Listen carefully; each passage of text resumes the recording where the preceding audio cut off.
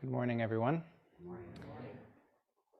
So for the past couple of years, around Halloween time, I've given kind of lighthearted talks about Buddhist ghost stories and that sort of thing. But this month, of course, was the start of the latest iteration of the Palestine-Israel conflict. And of course, we have the Ukraine-Russia war still going on. And there are many other wars going on all across the world that we don't really think much about or that aren't reported in the media.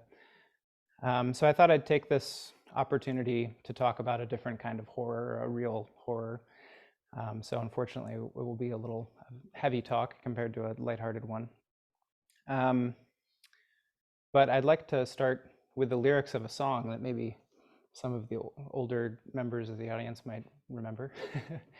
And I hadn't heard of this TV show, but maybe some of you remember the Smothers Brothers TV show. Yeah, I had no idea what that was, but I do know Pete Seeger. I've liked Pete Seeger for a long time, and he was on that show after having been blacklisted during the McCarthy era for 15 some odd years for alleged ties to communism. He did have some actually, but he had mostly kind of renounced his interest in communism by the time he went before the McCarthy hearings.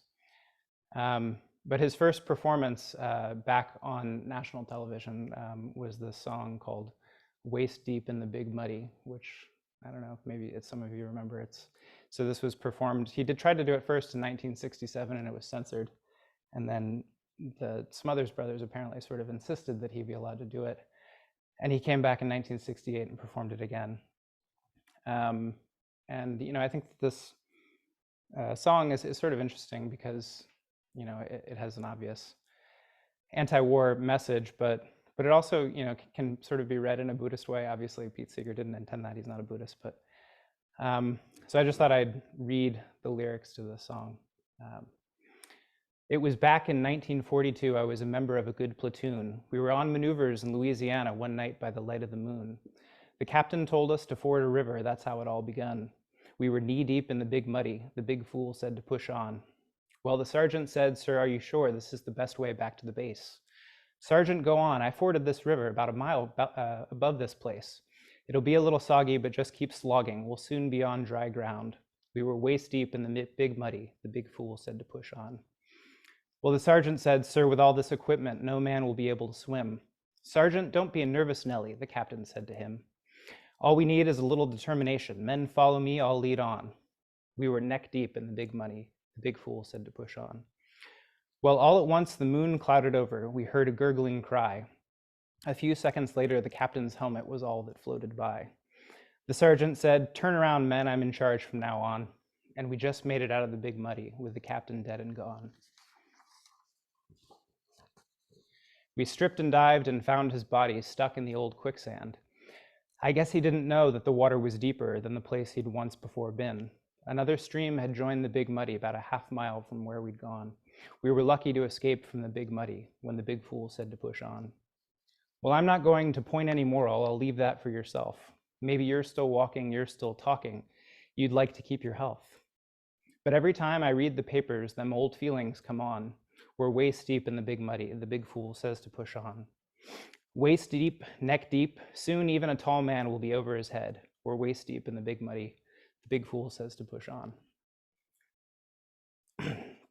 So, the elements of the song that I think have kind of a Buddhist resonance are: one, they're crossing a river. We like that metaphor in Buddhism. Two, the symbolism of the moon. It starts out being full and bright, and right when the captain drowns, it gets clouded over. And finally, mud itself. So, it's often said that we have to be like a lotus in muddy water, rise above the mud.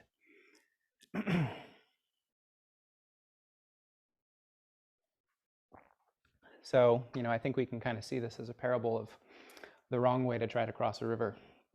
It's often said that we, as Buddhists, use a raft, which is the Buddhist teaching, to get across the river.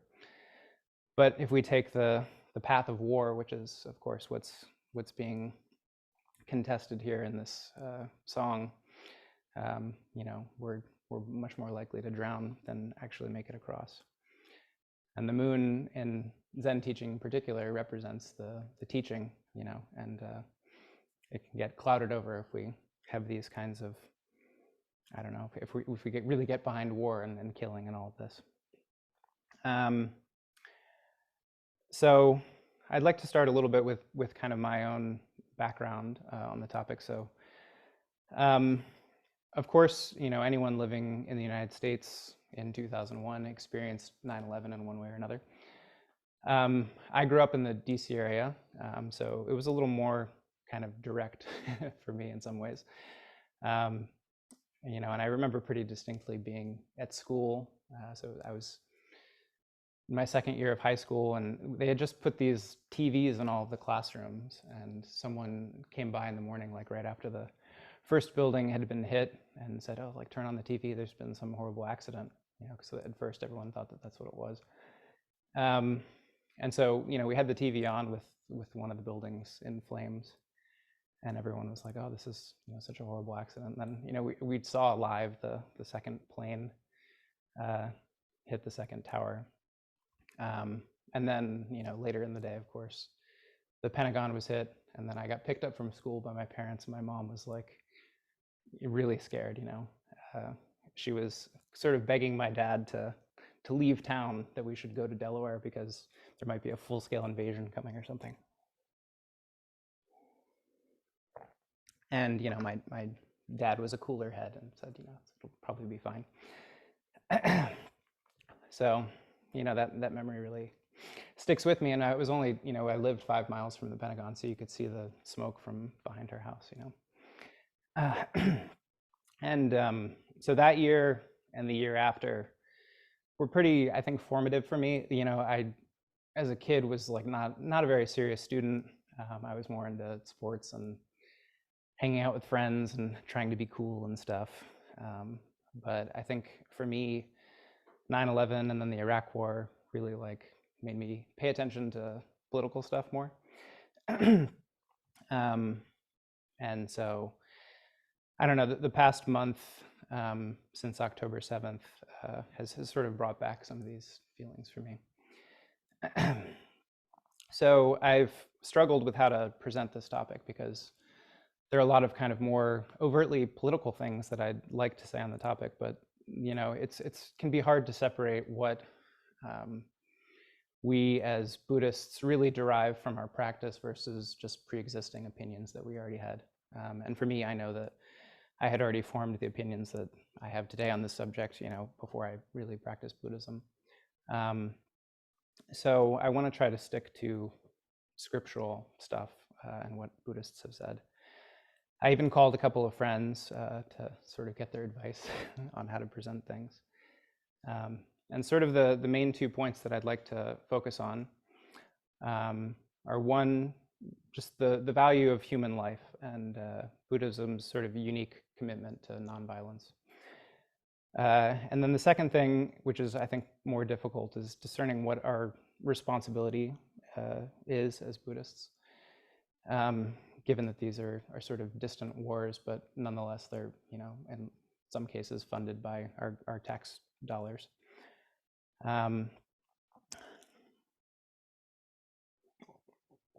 So to begin, I found an article that was helpful for me on this topic, written by Tanisaru Bhikkhu, who's a Theravada practitioner.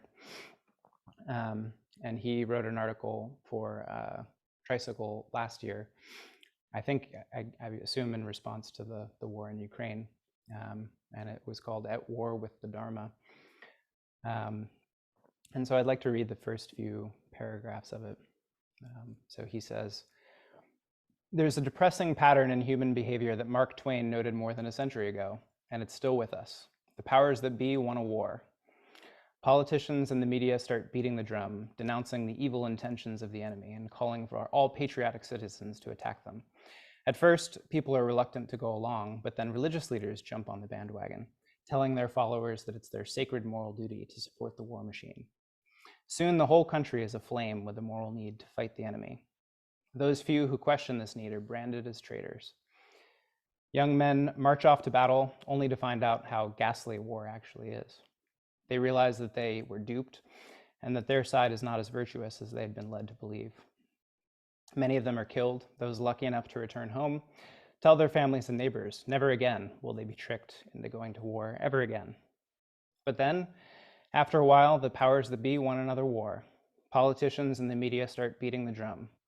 If the arguments for that last war no longer work, they find new ways of raising up the emotional pitch of their rhetoric so that soon the whole country is swept up in war fever all over again. The only way to keep yourself from getting stuck into this pattern is to have strong principles against killing, principles you hold to no matter what. This is one of the reasons why the Buddha formulated the precept against killing in the most uncompromising way. Don't intentionally kill anything or anyone, ever. Don't tell other people to kill. And don't condone the act of killing. When the Buddha was asked if there was anything whose killing he would condone, he answered with just one thing: anger.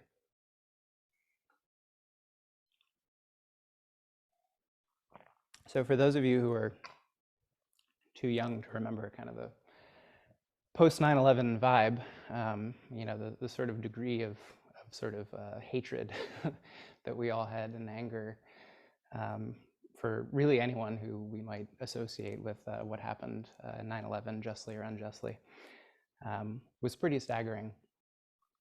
It's kind of hard to imagine now, but like I said, I think the past month has brought back some of those feelings because of the way that I think the media has presented the current war in a sort of very one-sided fashion, very like kind of supportive of the government's position without really, looking at the other side of things. But I'd like to dive in a little deeper here when he says that, when the Buddha was asked if there was anything whose killing he would condone, he answered with just one thing: anger.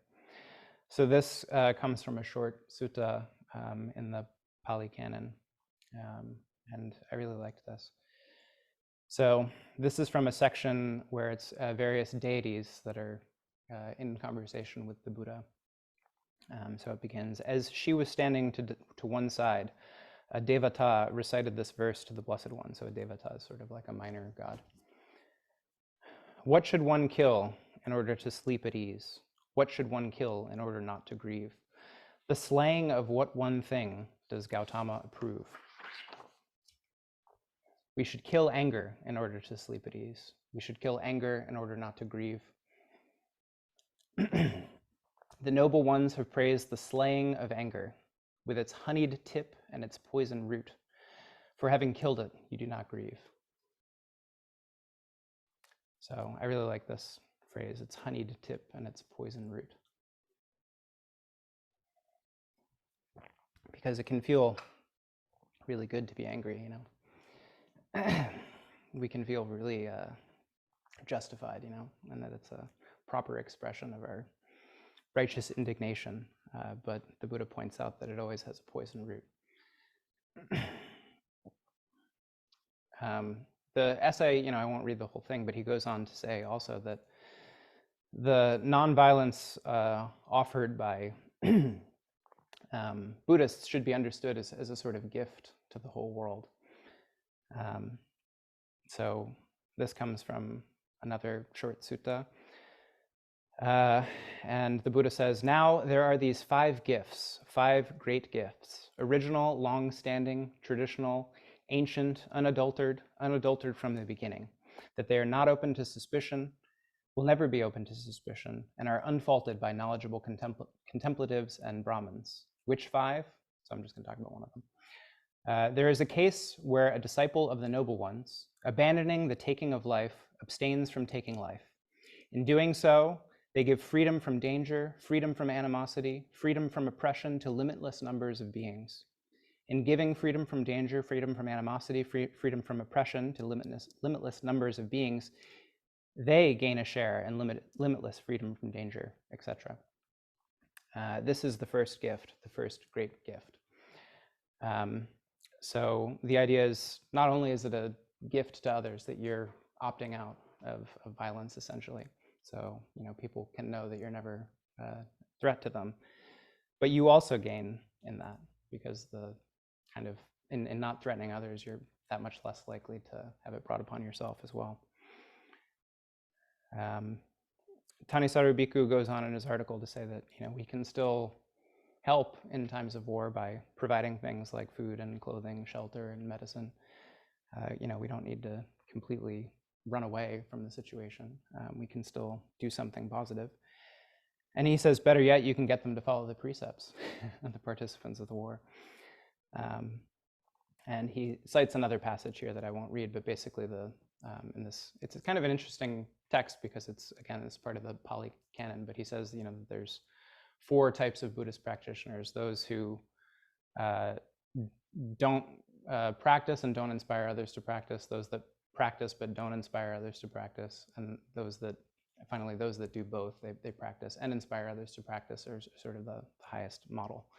And the stereotype of the Hinayana is that they only practice for themselves and not for others. So it's sort of interesting that this text clearly says that the highest sort of form of practice is one where you're also bringing other people into the practice. Okay, so there are many passages in the Buddhist canon about responding to violence with nonviolence. One that I liked takes the form of a story about one of the Buddha's past lives. Of course, there are many stories like this, and many of them have to do with nonviolence. So the story goes in the tradition that as the Buddha lived innumerable lives, he did all of these good deeds over eons and eons to get to his final rebirth as the Buddha. So this is one where it's kind of interesting because he's actually a spirit rather than like any particular being. So this is like, one chapter in like a many chapter story. So it begins, then again. So, going on from his previous story about a different life. So then again, when I was of great retinue and psychic power, a great spirit named Dhamma, I had compassion for the whole world.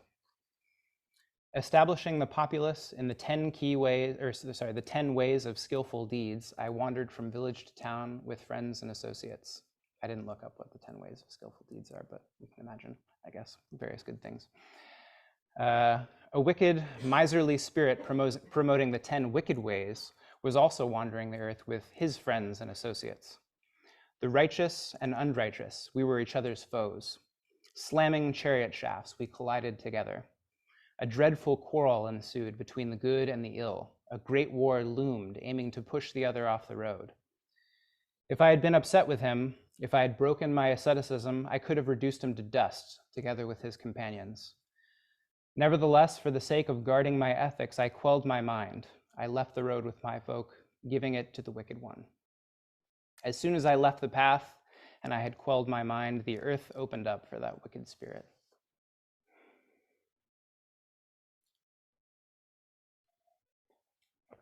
So, a lot of these stories are a little bit just so, like simply by walking away, the earth just comes and swallows the evil spirit, of course. We know that it's not always that easy. And Tanisaru Bhikkhu mentions that. And there's another passage that's really kind of intense that comes from sort of a larger section of a sutta where the Buddha is talking about kind speech, actually. And he says here in this section, even were bandits savagely to sever you limb from limb with a two-handed saw. Quite a great image there. He who entertained hate in his heart on that account would not be one who carried out my teaching. Now this is how you should train herein. Our minds will remain unaffected, and we shall utter no bad words, and we shall abide compassionate for welfare with a mind of loving kindness and no hate. We shall abide with a mind of loving kindness extending to that person, and we shall abide with an abundant, exalted mind of loving kindness without hostility, extending over the all-encompassing world as its supporting object. That is how you should train yourselves. Of course, this is a very high standard. Needless to say, it's hard to imagine someone who would stand kind of without physically resisting as their limbs are sawn off with a two-handed saw. But nonetheless, that's what the tradition expects of its renunciants. Of course, I don't think that this was like geared at everyday people, but rather, sort of the most devoted followers, so monks and nuns. But I think, it kind of provides a direction at least. I think it's okay if we couldn't quite take it to that level, but I think the idea is clear there. Another text that I found interesting was one where he's trying simply to encourage his students, his monks, to stop arguing. They're having some dumb argument about something inconsequential, and they're just going on and on. And finally, the Buddha starts giving this teaching to get them to shut up. And so this sutra, this is called the Legend of King Dirgayu. And thus have I heard, one time the Buddha traveled to Kaushambi and stayed at Goshila Park. At the time, the Kaushambi monks were having numerous quarrels with each other. Actually, it's kind of interesting. So this one is a translation from Chinese. There's also a Pali version of this, and they're sort of inverted. So this one, the Pali one begins by talking about these monks, and it goes on and on about their quarrel, but the Chinese translation begins with this story about King Dirgayu. So at any rate, at the time, the Kaushambi monks were having numerous quarrels with each other. The Bhagavan, that is the Buddha, told the Kaushambi monks, don't quarrel with each other. Why is that? If you try to end disputes with disputes, there won't ever be an end to them. So if you try to end disputes with disputes, there won't ever be an end to them. Only tolerance can end disputes. This is a law that is venerable.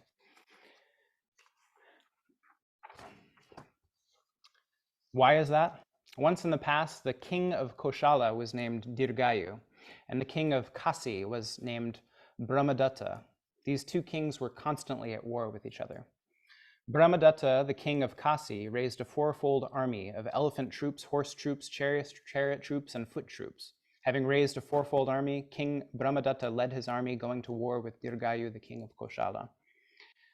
And then it sort of formulaically repeats this multiple times as they go back and forth attacking each other. And Dirgayu keeps beating him, Brahmadatta. But every time he defeats Brahmadatta, Brahmadatta comes back again and tries again to take Dirgayu's army. So it says, King Brahmadatta went on to raise a fourfold army 3 more times. After hearing this for a 3rd time, King Dirgayu then thought, I've already beaten him. What need is there to beat him again? I've already defeated him. What satisfaction would there be in defeating him again? I've already hurt him. What need is there to hurt him again? Only an empty bow is enough to defeat him. After thinking this, it was clear as day to King Dirgayu, and he didn't raise another fourfold army, nor did he leave. Thereupon, King Brahmadatta came and defeated him, capturing King Dirgayu's entire fourfold army. Again, Dirgayu thought, how strange battle is, how evil battle is. Why is that? Those beaten go on to beat others, those defeated go on to defeat others, and those hurt go on to hurt others. Now, I'd just as rather go alone with a single wife to the city of Varanasi, riding with her in a single chariot. Which is kind of nice. Just ride off into the sunset with his, just one wife. He doesn't need multiple wives, just one will be enough. And the story it's quite long, so I'm just going to sort of summarize the rest. But so he goes to this other city. He lives there happily. He studies widely. He becomes a street entertainer in this version of the story to make people smile. And then somehow the king, the Brahmadatta that had conquered him, his head priest ends up hiring King Dirgayu, who is now this performer, into his household. So he's back in Brahmadatta's environs. While he's there, he and his wife have a child who is technically a prince, even though he has no kingdom. And they give the prince to someone else to raise sort of in secret. Brahmadatta gets wind of this and immediately has Dirgayu captured. Excuse me. And his son, the prince, comes to rescue him and says, Father, let me rescue you. And his father says, don't be entangled in hatred, only act out of kindness. Only in this way can you try to save me. And so the son takes those words to heart, and he starts sort of campaigning with the local wealthy families in this kingdom to sort of, I guess, raise public awareness of his father's plight. And he gets them to sort of do these prayers on his father's behalf. And Brahmadatta gets wind of this, and he's like, I'm going to lose all their support. I better kill this guy while I can. So he has King Dirgayu executed. And further than that, he has him cut up into 7 pieces, which is pretty brutal stuff. And then the story sort of, the prince, kind of being so traumatized by this, decides also to leave like his father did. And the sort of same story repeats. So he reads widely, he becomes an entertainer himself. And then he ends up in the employ of Brahmadatta directly. So he's now working for the man who killed his father. And near the end of the story, King Brahmadatta is on a hunt, and he's brought the prince along with him. And Brahmadatta gets tired, and he says, "Let me take a nap on your lap." So he lays his head down on the head of the prince, and he takes that opportunity, and he draws his sword, and he has it up to the king's neck, and he says, "I'm going to kill you." But then he remembers his father's words and decides not to, and he puts the sword away. And then the king wakes up and he said, "I had this horrible dream that you were looming over me with a sword and you were saying, 'I'm going to kill you.'" And he said, "No, actually that happened." And the king, sort of realizing how close his brush with death had been, sort of suddenly realizes the error of his ways, of course, because these stories usually end like this. And for sparing his life, he decides to, in turn, spare the prince and also to let him take back rule after he's done with it, I guess. So, of course, that sort of outcome maybe we couldn't expect. But nonetheless, I think that the restraint that he shows is admirable, and that's what the Buddha is using as a point to teach his students why arguing is. So he says something similar to what Dogen says in Zui Monkey. He says even these secular people can behave in this way. All the more you should understand how this works. So that's there are many other stories like this. The Buddhist canon is pretty clearly nonviolent. I mean, some people have pointed to various things to kind of try to carve out various exceptions, but it's pretty hard to do, actually. Like, one example that's sometimes given is that you're not allowed to ordain someone who's in the military, and there's a origin story for all of these Vinaya rules. And so the story goes that these soldiers were sent off to war, and they passed some Buddhist monks on the way, and they said, "Hey, we could ordain and not have to go to war." And at that time there was no rule against it, so they ordained these soldiers. But then the king found out about this and said, "Hey, Buddha, what are you doing? I'm not going to have anyone to fight my wars if you're ordaining all of my soldiers." And so I think the Buddha often did this. He sort of accommodated the social kind of conventions of the time in various ways. And I think he probably recognized that if he kept doing this, the king might come and kill all of them, and Buddhism wouldn't exist anymore. So he made a rule that you couldn't ordain a soldier while they're still, in their term of service or whatever. But interestingly, there are different penalties for each of these things. So actually, if you were to ordain a soldier, the punishment is simply that you have to confess that you did it. It doesn't really state that the ordination is invalid or that you would get kicked out of the community or anything like that. There are other things. So, like if you were to ordain someone who had killed their parents, for example, that ordination would be invalid because that's like a threshold that they don't cross. And there are a number of other rules like that where they explicitly say if the ordination is done, the person is no longer part of the Sangha if this condition was met. So another kind of source that I looked to in researching this was Thich Nhat Hanh, because of course he was a monk in Vietnam during the Vietnam War, and had a very sort of interesting time living through it. And I looked at a few videos of talks that he had given, and he was occasionally asked about various questions pertaining to violence. So one person asked him, are there any cases where it's acceptable to respond to violence with violence? And the questioner specifically brings up the World War II, during World War II, Neville Chamberlain's, the Prime Minister of the UK, he had this policy of appeasement towards the Nazis where he didn't declare war against them, and he sort of like gradually let them take over various territories. So this questioner said that failed, this attempt to be nonviolent. Whether or not that was Neville Chamberlain's exact intention, I wouldn't really say that that's the case, but at any rate, he said this failed. Wouldn't it have been acceptable for him just to go to war? Wasn't World War II justified? And the first thing he said was kind of interesting, because I think the way the questioner had framed it was something like, he tried this technique, and it failed. And Thich Nhat Hanh said, nonviolence is not a technique. He said it's a way of life, And he said that, violence is maybe not so simple as it can sound. So he gives the example of a suffering horse that is dying but can't die in that moment. Like, so, he said if you kill the horse to, end its suffering, that can be nonviolence, in his words, because you're doing it with a heart of compassion. And then he gives an example where, people are being killed around you and you do nothing.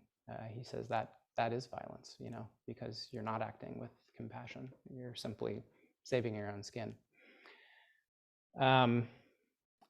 But then he says, farther on that, it's like being, nonviolence is like the North Star when we're lost in the forest. We know how to get out of the forest by following the star. He says, we don't need to reach the North Star. You don't need to actually go to outer space and get to the North Star. You simply need to follow in that direction. So he says 80% nonviolence is better than 10% nonviolence. So whatever we can do in that direction, he recognizes the humanity of people, maybe unlike some of these older Buddhist stories, which are very kind of idealistic in a way. And so, we don't need to be perfect. And of course, we all know that as Buddhists, none of us are anywhere approaching the ideals of these old suttas. So, to go further with that, Buddhist ethics, are framed as training rules. They're not commandments. It's not like you have to do them. It's simply the Buddha has said that these are things that you will want to do if you take your training seriously and you want to rid yourself of suffering and attachment, aversion, and delusion. So they're framed as something that's in our own benefit to do. And this is an interesting point to consider when we think about killing, because obviously it's harmful to those who are killed, goes without saying, but it's also harmful to the perpetrator, and that's what it means as a training rule.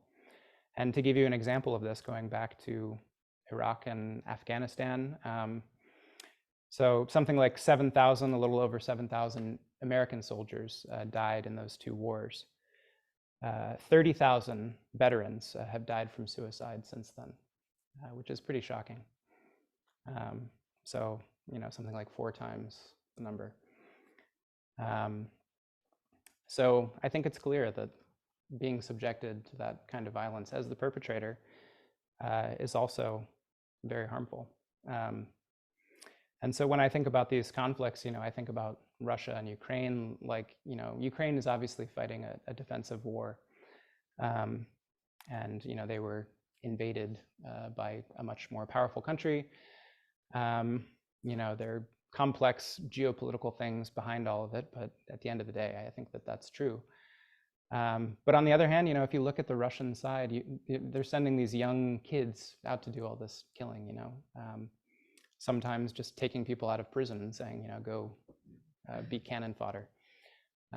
So it's hard not to have compassion with them as well, because they might be the next suicide victims after the war ends if they're lucky enough to survive. So one of the most famous Buddhist texts of all, the Dhammapada, also has a little bit to say on nonviolence in several passages, but one here is, all tremble at violence, all fear death. Putting oneself in the place of another, one should not kill nor cause another to kill. All tremble at violence. Life is dear to all. Putting oneself in the place of another, one should not kill nor cause another to kill. One who, while seeking happiness, oppresses with violence other beings who also desire happiness, will not attain happiness hereafter. And, I think that this is important for us as Buddhists here as we think about this. Obviously, most of us are not going to be on the front lines of any of these wars that are going on right now, hopefully. But, the way that we communicate about them with our friends and neighbors has some small impact. And, I think it's important to impress upon everyone the need to kind of go against the stream, as I've mentioned for the past few talks. The media and I think the government, want you to be fully supportive of these wars that we're behind. And in some cases, there might be some good justification. But really, I think our duty as Buddhists is to preach this nonviolence, to say, oh, well, yeah, maybe, it's justified what's going on one side or the other, but wouldn't it be better if the war just ended altogether, to be that voice, that part of the conversation. And it's difficult sometimes. I think you automatically get smeared as sort of like a representative of the wrong side if you say not to fight in it. Thich Nhat Hanh, for example, was, he came to the US during the Vietnam War to try to speak out against it. And, he was talked about in the media as a pro-communist collaborator, a propagandist, which obviously isn't true, but, and again, like going back to 9/11, the way that the media covered like the lead up to the Iraq War, I read this thing, in researching the article that in the 2 weeks leading up to the Iraq War, and the justification for that we all know now was basically lies. They had something like 275, experts on TV talking about the justifications for the Iraq War. 75% of them were either current or former government officials, and only one of the 275 said anything against the justification. So 1 out of 275. So, obviously the media has been a big topic of discussion for the past, well, forever, but, the past decade, I guess, in particular. But when it comes to war, there's a very bad track record in the media and what it says to us. So, I'd caution everyone to be careful, be critical, think for yourself, but also just remember that, our role as Buddhists isn't really to necessarily repeat those messages, but to, repeat our own message of nonviolence and peace. So I'd like to kind of wrap up because Will asked the question last time about Zen and war. And so I thought I'd read you a couple quotations. So this is a Zen teacher. Religion exists in the renunciation of all forms of desire. This is where the way is to be found. This is where enlightenment is encountered. Expressed in terms of our Japanese military, it denotes a realm in which wherever the flag of our military goes, there is no ordeal too great to endure, nor enemy numbers too numerous to overcome. I call this invoking the power of the military flag. Discarding one's body beneath the military flag is true selflessness. Another quotation. Zen Master Dogen said that we should discard ourself. He taught that we should quietly engage in practice having forgotten ourself. Dogen expressed this in the chapter entitled Life and Death of the Shobo Genzo. And he said as follows: simply discard body and mind and cast yourself into the realm of the Buddha. The Buddha will then serve as your guide. And if you follow the guidance given, you will free yourself from life and death and become a Buddha without any need to exert yourself either physically or mentally. So that's the end of the quotation. And he continues, expressed in different words, this means that the orders of one's superiors are to be obeyed regardless of the content. It is in doing this that you immediately become faithful retainers of the emperor and perfect soldiers. If you die, you will be worshipped as a god in Yasukuni Shrine. Yasukuni Shrine is a Shinto shrine in Japan that's controversial because it houses the remains of a number of war criminals from World War II. So that was Kodo Sawaki. Those were his words, our ancestor, at least according to Brian Victoria. He has been criticized for loosely translating what he said, and I didn't have time to independently verify that these were accurate translations. But these come from a Buddhist publication in May of 1944, so near the end of the Second World War. And Brian Victoria, the author of this well-known book called Zen at War, and he's also published a number of articles in addition to that book. He makes a strong case that Kodo Sawaki was, if not, the most vehement of these supporters of the war, he still pretty clearly supported the Japanese war effort and didn't do anything to, resist it or stand up to it. And he gives a number of pieces of evidence, including a friendship with a general who was, oversaw the rape of Nanking.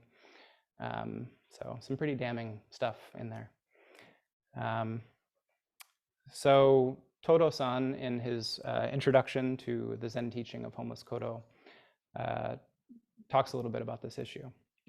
And he says he received an email from a friend in Poland. And the email said, the issue of Roshi Sawaki and Zen at war came up.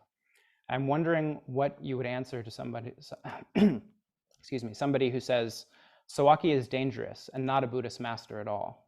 He killed many people with enthusiasm and didn't feel any remorse, not to mention repentance. So he fought in the Russo-Japanese War when he was younger, sort of before. I mean, he had already ordained, but he, wasn't really like very well trained, I guess, at that point. But you can't really make the same excuse for the Second World War for the things he said there. His actions during World War II were shameful. Todo-san responded, my answer was, I have no words. Sawaki Roshi isn't dangerous anymore, but we are still dangerous. So, I think that this is true, and we have to watch our own behavior because that's what we have control over. We can't, snap our fingers and solve the world's problems. And I think that there's also a danger in getting too bogged down and depressed, looking at international events day after day and just sitting there doing nothing. I think that if we're gonna pay attention, we should have some direction in doing so. How am I gonna do something positive by having this information? So I think if you are the kind of person who engages with the news, maybe think about what small thing that you can do. Maybe a donation to the Red Cross or volunteering or something like that. Maybe just being a voice for peace with people that you talk to. Little things, it doesn't need to be a big thing. So that's all I have for today. Now that was probably a little intense, but I restrained myself from getting too overly political, I think. Could have been worse. So if there's any kind of questions or discussion, yeah, let's do it. Thank you. Any comments in the room? Goodness, so thank you for your talk. I really appreciate you tackling this subject, because it's something that's, something I think a lot of us are wrestling with, just because sometimes a lot of these global conflicts, it seems so large and so complicated, and nothing that we can easily wrap our mind around. And so there's this kind of question of, well, how do I engage with this while also holding all of that uncertainty about, what is the right response, what is the appropriate way to look at this, and the way that, I can best think of it.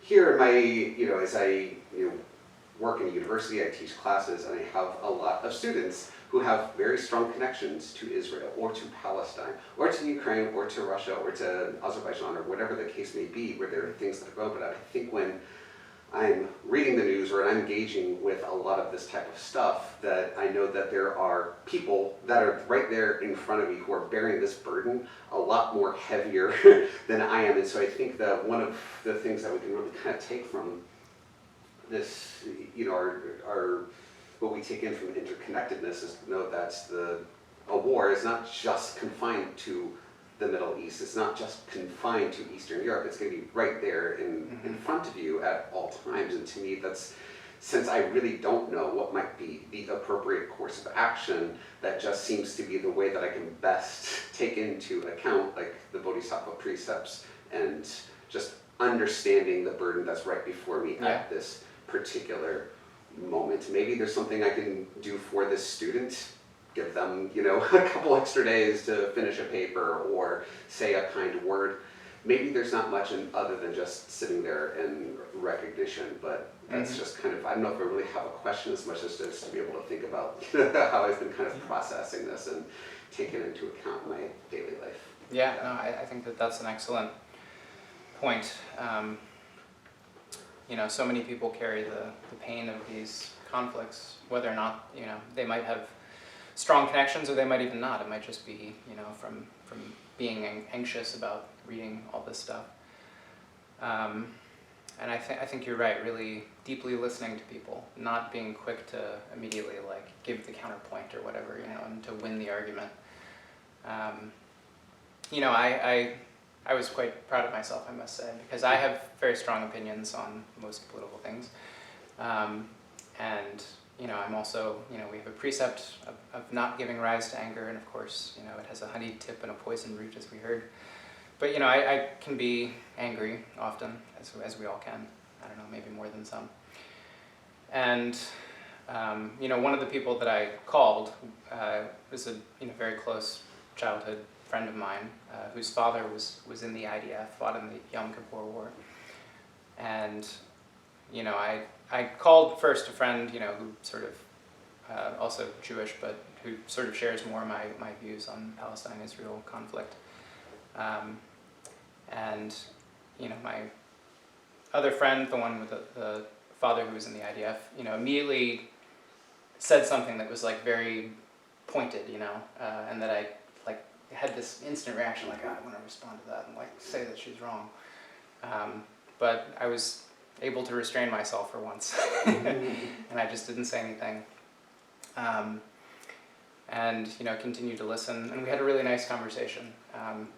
And I think we found a lot of common ground through that process. And I think if I had responded right then, I would have ruined the whole thing, and it would have been adversarial.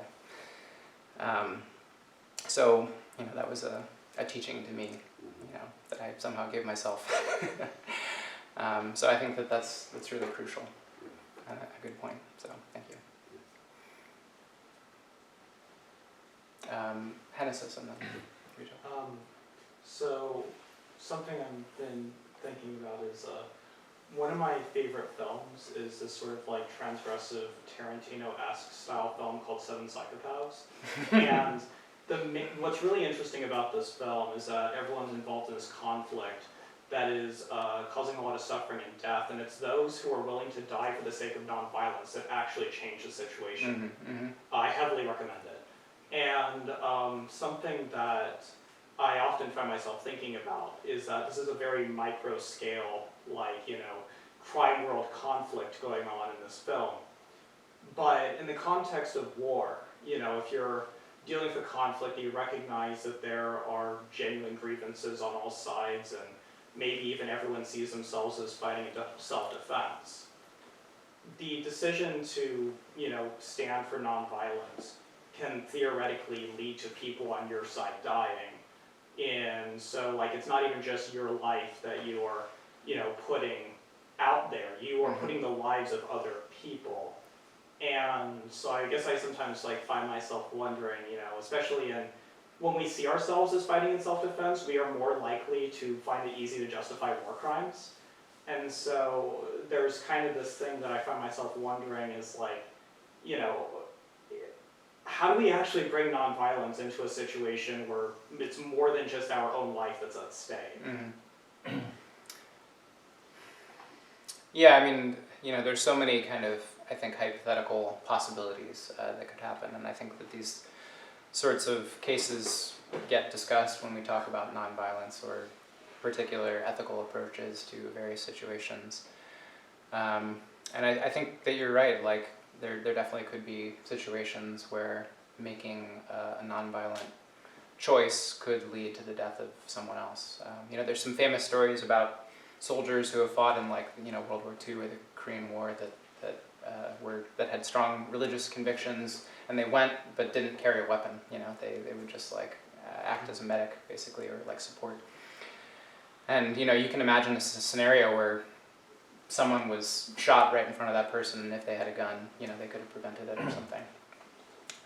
So that's one kind of scenario that comes to mind that could be sort of tangible. And I'm sure that would be really heartrending for that kind of person, in that sort of hypothetical situation. But I think, the idea that the Buddha teaches is that on the whole, this is going to bring the most good for the most number of people, following this particular approach in the long run. There's no shortage of people out there who are willing to fight in wars, so being the sort of rare voice for peace, I think in most cases is unlikely to result in the death of others. I mean, that's sort of my feeling. I'm sure you can point to particular cases where it might happen, but at least I have that belief that over time it's a better policy. And you can also, you could say the same thing about any ethical consideration, right?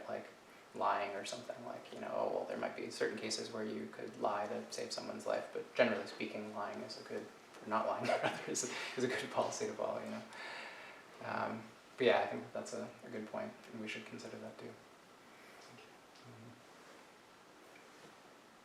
Sorry, Ritoku and then Ocean.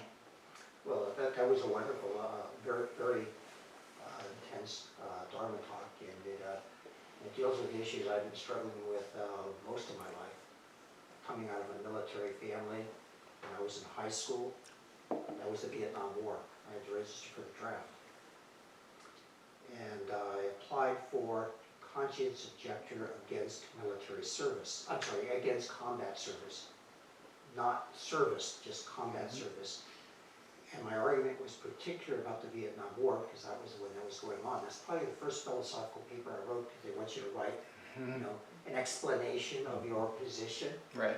And I'm drawing on Martin Luther King and Gandhi and Thoreau, civil disobedience and all that. So that was my first philosophical paper. I was attending a Unitarian church at the time, and there was a split within that congregation, because the pastor said, well, it's your duty to serve your country, and if they call you up for military service, you should go and fight because it's your civil duty, much like a certain member of our lineage, which we just put, similar argument. And then a portion of the congregation said, no, war's wrong. We should not. We should oppose, we're a religious organization, we should oppose war. And it created a split in that community. And that kind of stayed with me ever since. But I wound up becoming a veteran. I did serve in the military during the Cold War in aviation. They wind up terminating my enlistment early because I was a conscience objector. But they gave me an honorable discharge, so that's nice, so I got VA benefits. Now, this Zen at War, I remember I had a pretty fierce and aggressive argument with Brian until my teacher told me to stop. So I stopped the argument, and I continued having a dialogue with him, and I found I agreed with him more often than I didn't, and that was kind of cool, so thank you for telling me to stop. And the other day, I asked Okamura Roshi, so have you ever wanted to punch somebody in the nose? And he said, no. I said, that's extraordinary. I wish I could be like that. So at least I have a role model for something that I'm not, which is a good thing. And I thank you very much for your talk. Well, unlike Okamura Roshi, I've definitely had that feeling before, I must say. So, but you know, I think it's something that we have to work with, and we have to consciously sort of practice. You know, I think like I've tried to emphasize in the last few talks that I've given. You know, we can't just rely on our zazen for everything. You know, we do have to make a sort of conscious effort to behave in a way that we want to behave in, informed by our zazen practice.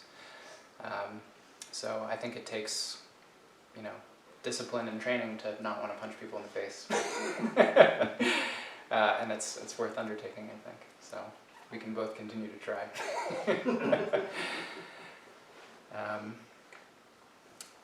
But yeah, I think that Brian Victoria's, I've never actually read Zen at War. I've read excerpts from it. And you know, I have heard criticisms of it, you know, but mostly from members of like our lineage who are obviously like trying to sort of defend Kodo Sawaki. And like I mentioned, there have been some claims that the way he's translated things are a little bit favorable to the argument that he's trying to make. But I think even if that is the case, there's enough evidence there to, you know, say that he was no saint during those times. So. Well, then how would you address a situation like that? I mean, when you're in a country at war and you're clergy and they ask you to serve, yeah. How do you respond to that? Well, I mean, there were other people who refused and were put in jail, you know, and I mean, I think from a moral perspective that might be the high road to take. I think that there were other people that tried to sort of skillfully work within the system, you know, to not go too far one way while still being able to be a voice without being locked up, you know, and unable to do it. So I think that that's kind of a more maybe skill and means style approach. So, you know, I think that one of those would be appropriate. I don't think going along with the war machine is ever really justified.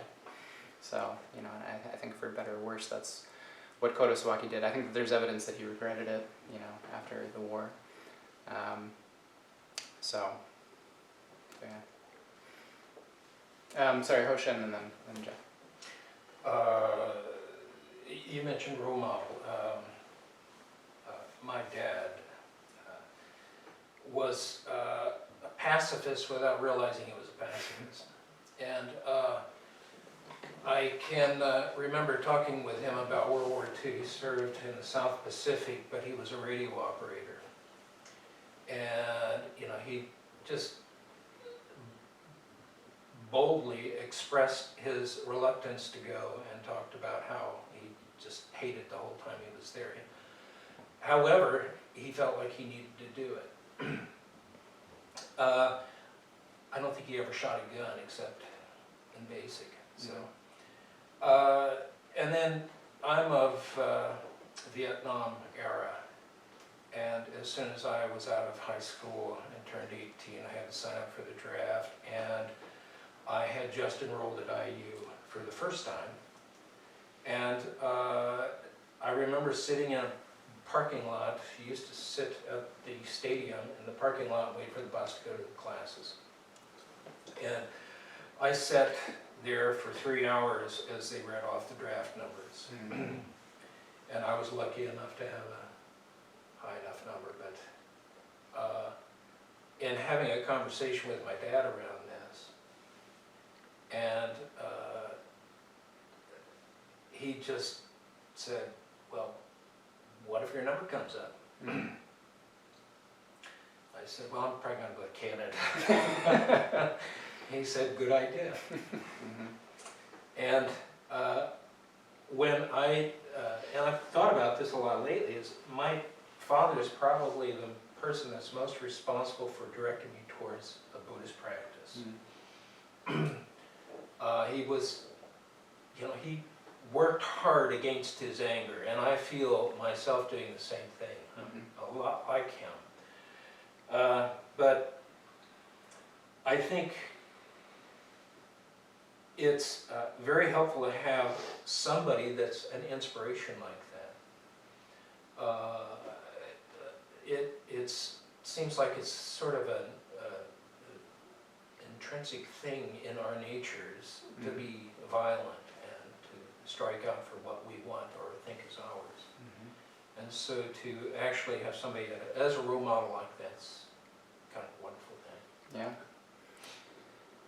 Yeah. Thich Nhat Hanh, and I think it was in the same video that I watched where he was talking about nonviolence. He, in talking about nonviolence as a way of life, he specifically talked about raising your children to be nonviolent, as a way of essentially multiplying the effect of your nonviolent gift, because of course it's our environments that shape us, and in some sense with Kodo Sawaki growing up in that era in Japan, it's almost hard to blame him for his particular views, given how widespread that sort of way of thinking was at the time. It can be really hard to form an independent position if no one else has directed you towards it, if you don't have that role model in your life to lead you there. And so I would repeat what you say, and I think that's the point that I hopefully try to make is we can hopefully be that person to someone else, So, thank you. Well, just to tag on to that, I think it's kind of a strange thing that if you don't have some kind of a role model, violence itself hopefully becomes instructive in working someone away from violence. Right. Yeah. And I guess the reason I'm saying that is I remember the stories about my grandfather's agricultural community, and my grandfather and 6 kids, and each one of them got whipped with a buggy whip, and so many stories about my grandfather, and I realized that my father was really working not to be like his father in that way. Yeah. So. Yep. Yeah, I feel sort of like that as well. I think that my dad had a really difficult childhood, and he never really he's sort of old school, never talks about his emotions or anything. He's pretty quiet. But just from what my mom has said, kind of you're lucky that he's as restrained as he is, compared to the way that he grew up. So, and I think it's true from what I've heard. So, Jeff, sorry, did you have something to say? Yeah, but there's so many. Oh, that's okay. So many intricate things like everyone else has said for tackling this thing. It's not the last time as a group we do it. Yeah. Like I said, there's so many places I could enter it. I want to try to do them all. One of the smallest was, I grew up in the Vietnam era too, and I registered as a SEAL. Full out, and long story, but in Canada and of course back here. But when I was, one of the times I was seeking counseling from role models around me, one of the ones I went to, I was fully expecting some real help on the deeper levels of conscientious objection status. He turned around and said, well, haven't you considered enlisting? Because if you don't, then everybody in the military is going to be homogeneous.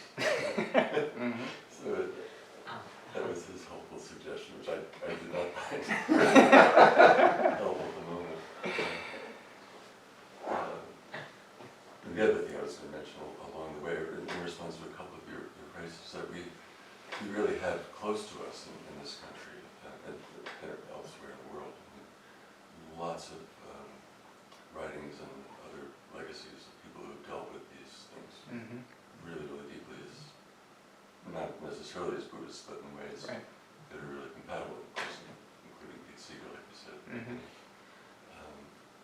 And I found myself looking for words. James never said you were wise enough to give up on, but I persist, and I wound up being reminded about things that I got from groups in this country, like the Fellowship for Reconciliation, Mhm. and that word has turned up for me Mhm. in the past few weeks. Yeah. I sort of understanding it or recognizing it much more, Mhm. and what it means, and it came on the heels of some Dharma readings that Hope brought up. Yeah. And seeing the multiple sides, and not, and that being the truth. Mhm. And that got me to realize that Mandel had spoke of truth and reconciliation. Mhm. And those speeches and writings have been really good for me recently. Yeah. Mhm. Yeah. I've also found myself looking at some of Nelson Mandela's writings and speeches and the stuff. teachings, and the techniques actually of civil disobedience Mhm. and nonviolent action, which are part Right. of our country's legacy, Mhm. I think also relevant. Yeah. Absolutely.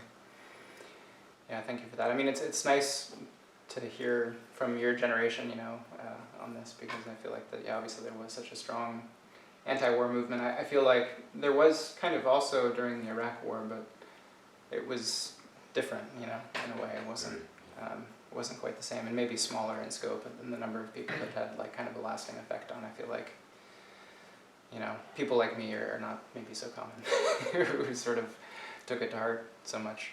I feel like everyone just sort of wants to forget about it and pretend that it didn't happen, and not really like learn the lessons from it. So yeah, thank you. We should maybe go to folks online in case there's anything there before we wrap up.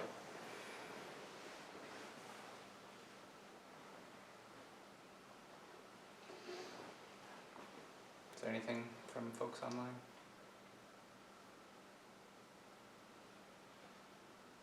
No? Okay. Any final thoughts from people in the room before we wrap up? Sorry, remind me your name. Koki, Koki, and then we'll. there were two things that you said that I thought were very pointed and I think are important to bear in mind. First, the remark that nonviolence is not a technique, it's a way of life. You even mentioned it's a matter of training. And, sorry, I forgot a second. That we should always be a voice for nonviolence.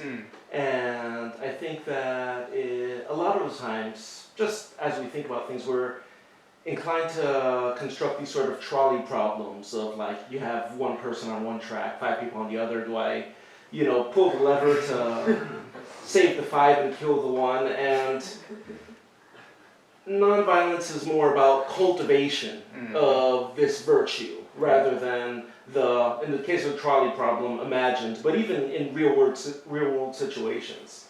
And I thought that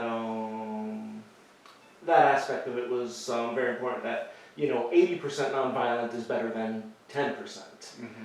And that's all. I just really like that part of the message. Yeah, it's interesting that you mentioned the trolley problem, because I was looking at the prisoner's dilemma a little bit as I was doing my research, because they studied various like programs about like nuclear war, using those big giant refrigerator-sized computers back in the 60s and 70s. And I think that, if I remember right, the like program that they found, like they created all these scenarios for like how to avoid mutual destruction in a potential nuclear conflict, and the one that was best at averting nuclear conflict was the one that showed restraint, basically, like that would, at least in some cases, there would be an attack and there would be no response, rather than immediately retaliating. And so, it's very similar to what the Buddha said. Trying to end disputes with disputes never works. That tolerance is the only way to end disputes. So even within those, sort of philosophical problems, sometimes we can find the solution maybe in these answers. But I take your point that, it's more about, cultivating an approach to the world rather than, particular like technique that you're using to solve some given specific problem. So, thank you. Will? I'll just tag along on that and then go to what I was originally going to say. Well, at least from a couple of the texts in your talk about nonviolence and a way of life, I think cultivation is part of it, but I immediately go to devotion. Like, this isn't something, of course you choose to take on the path, but there are things along the path that you have to relinquish your preferences for. And so, it just connects to devotion for me. Other thing I'll say, since I was one of the people who publicly raised this question. Gave me the idea to well, one, thank you for tackling the topic. I think a talk like this every once in a while is great, and it really helps, someone who is dedicated or has either personally or publicly dedicated themselves to Buddhism, to have that guidance. And that's sort of where I was sitting. It was like, I don't even know. Like, I know my personal opinions on this and how at least somewhat, I would love this, conflict to go or other conflicts to go. It's just like, but I know that there is that precept of not killing. So this talk helped ground my view a bit. But I still have a great koan. Yeah, of course. Hanging over me. So, thank you. Yeah, and one other thing that I didn't mention was the Vinaya text, they actually distinguish between killing humans and killing non-humans. So killing a human is the most kind of serious type of offense, called a parajika offense, and if you are caught, I guess, doing it, you are no longer part of the Sangha. So there are a small number of these that result in your removal from the Sangha. Killing an animal doesn't have the same penalty; it's still prohibited. But at least this is, at least in the Vinaya tradition. In our precept on not killing, as it's presented in the Brahmanet Sutra, is inclusive of all beings. But in the Vinaya text, they're divided into two with different penalties. So I just thought I'd just mention that. Well, if there's nothing else, maybe we should wrap up.